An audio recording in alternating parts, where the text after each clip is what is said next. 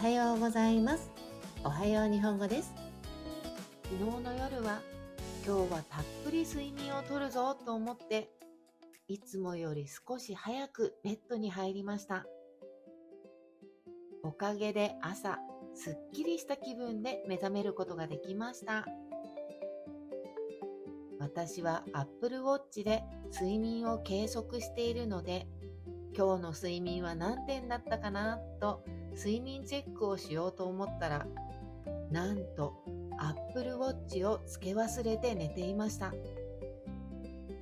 なので、せっかく楽しみにしていた今日の睡眠の点数はデータなしです。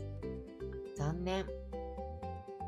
最近、私は AI にすっかりハマっていて、寝る時間が遅くなってしまうことが多かったので、今日からも引き続き早めに寝て、睡眠でいい点数を取りたいです。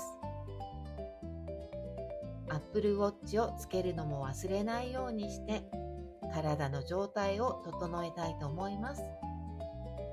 短いので、もう一度繰り返して聞いてみてくださいね。また明日。バイバーイ。